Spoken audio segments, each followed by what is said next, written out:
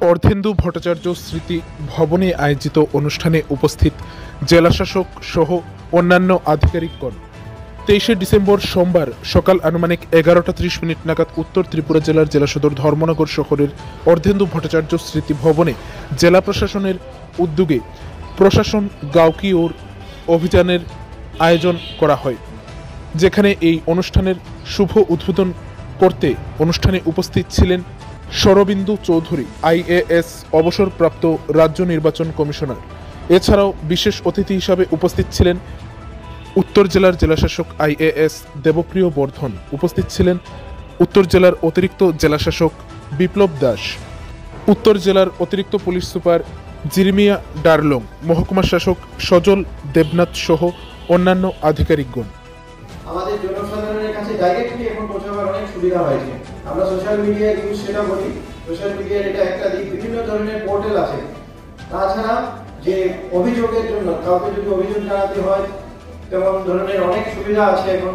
CP grams একটা উদাহরণ, তার বাইরেও যে আমার সরকার পোর্টাল, আমাদের রাজ্য সরকারের যে আমার সরকার পোর্টাল সেটা আছে। সেই পোর্টালের মাধ্যমেও জনসাধারণরা নিজস্ব যে ধরনের অভিযোগ বা কোনো যদি ডিমান্ড কিছু থাকে কোনো এলাকা ভিত্তিক, যেমন কোথাও রোড লাগবে, কোথাও কোনো ব্রিজের দরকার বা কালভার্টের দরকার, সেই সমস্ত কিছু এই পোর্টালের মাধ্যমে চলে আসছে আমাদের কাছে। তো ইমিডিয়েটলি সেটা নিয়ে যে সমস্ত জায়গাতে সেটা এনকোয়ারি করে দেখা যাচ্ছে সেটা দরকার, সেটা কনসার্ন ডিপার্টমেন্টকে রেফার করে দেওয়া হচ্ছে। তারাও এই সমস্ত কাজ তাদের যে অ্যাকশন প্ল্যান অনুযায়ী, যদি এই বছরের অ্যাকশন প্ল্যানে নেওয়া সম্ভব সেটা নিচ্ছে, না হলে নেক্সট ইয়ারের অ্যাকশন প্ল্যানে সেগুলো ইনক্লুড হয়ে যাচ্ছে। তো মূল কথা হচ্ছে এটার মাধ্যমে আমরা কি করছি, আমরা প্রশাসন রেসপন্সিভ হওয়ার চেষ্টা করছি। রেসপন্সিভ কার ক্ষেত্রে? রেসপন্সিভ যে লোকাল ডিমান্ড, লোকাল অ্যাসপিরেশন যে আমাদের এই ডিস্ট্রিক্টে জনসাধারণের আছে, তো সেটা আমরা করতে চেষ্টা করছি। এই যে আইসিটি অ্যাপ্লিকেশনের বিভিন্ন দিক অন্য যে পিলারগুলি আছে গুড গভর্নেন্সের, সেটাও কিন্তু এনশিওর করছে।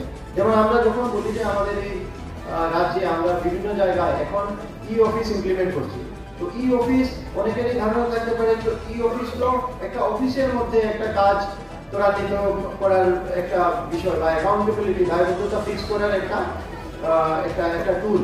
তো এটা কিভাবে হেল্প করবে?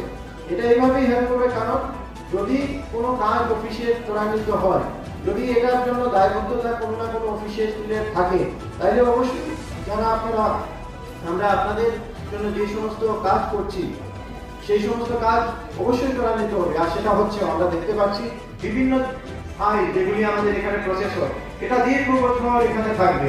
অনেক সময় দেখা যেত আগে আমরা ফাইল যখন লোকেট করতে সময় লাগতো, পুরোনো ফাইল যদি থাকে 5-10 বছর পুরোনো ফাইল, সেগুলি লোকেট করতে অসুবিধা হতো। এখন আমরা অনেক ক্লিক অফ মাউস বাটন আমরা সেগুলি আমরা পেয়ে যাচ্ছি।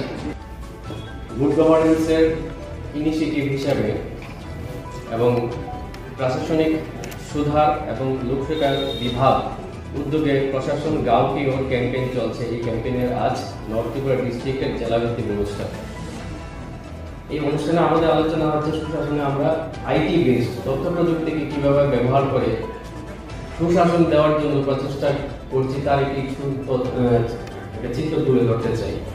ট্রেনিং সেশনের প্রেক্ষাপটে নির্ভর করে এই কম্পোনেন্টগুলির উপর, যেমন প্রশাসনের দায়বদ্ধতা, স্বচ্ছতা, দক্ষতা, সহমতের মর্যাদা, সকলের অংশীদারিত্ব, আইনের রক্ষা ও সংবেদনশীলতা, এইগুলি কতটা আমরা ইমপ্লিমেন্ট করছি তা সেইগুলির উপর ভিত্তি করে সুশাসনের মাত্রা নির্ধারণ করা হয়।